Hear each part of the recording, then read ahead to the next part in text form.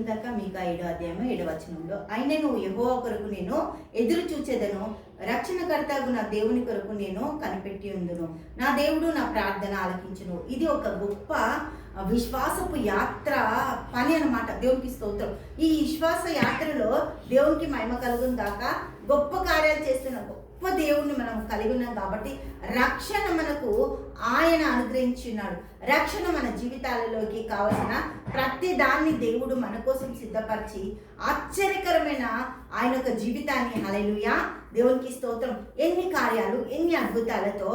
మీకా 6వ అధ్యాయము 6వ వచనం మనం చూస్తే, ఏమి తీసుకొని వచ్చి నేను యెహోవాను దర్శింతును, ఏమి తీసుకొని వచ్చి మహోన్నతుడైన దేవుని సన్నిధిన నమస్కారము చేతును, దహన బలులను ఏడాది దూడలను అర్పించి దర్శింతునా, వేల కొలది పోటేళ్లను, వేలాది నదులంత విస్తారమైన తైలమును ఆయనను సంతోషం కలగజేయనా. దేవునికి స్తోత్రం.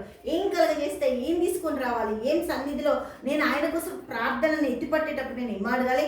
నా అతిక్రమమునకై నా జ్యేష్ఠ పుత్రుని నేను ఇత్తునా, నా పాప పరిహారమునకై నా గర్భఫలం నేను ఇత్తునా. మనుషుడా, ఏది ఉత్తమమో అది నీకు తెలియజేయబడి ఉన్నది. న్యాయముగా నడుచుకొనుటయు, కనికరము ప్రేమించుటయు, దీన మనసు కలిగి నీ దేవుని ఎదుట ప్రవర్తించుట, ఇంతే కదా యెహోవా నిన్ను అడుగుచున్నాడు. దేవుడు అడుగుతున్నది న్యాయము, కనికరము, ప్రేమ, సంతోషం, సమాధానం. నిన్ను వల్లే నీ పొరుగువాన్ని ప్రేమించడం, నిన్ను వల్లే ఇతరులను ఆశీర్వదించడం.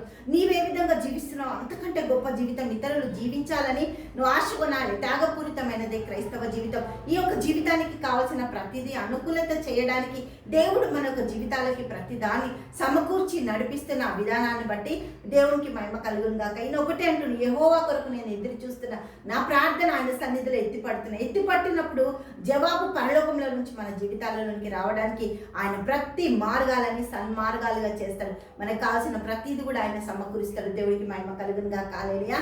తండ్రి యేసయ్యానికి వందనాలు, స్తోత్రాలు. గొప్ప దేవ, ఆశ్చర్యకరుడ, ఆలోచనకర్త, నా తండ్రి, జ్యేష్ఠ కుమారుడు, జ్యేష్ఠ పుత్రులు నీ సన్నిధిలోకి తీసుకొచ్చి నీకు అప్పగించినప్పుడు ప్రభా, నీవు ఇస్తున్న గొప్ప దీవెనల ఆశీర్వాదాలను బట్టి వందనాలు, స్తోత్రాలు చెల్లిస్తూ యేసు నామములో ప్రార్థిస్తున్నాము తండ్రి.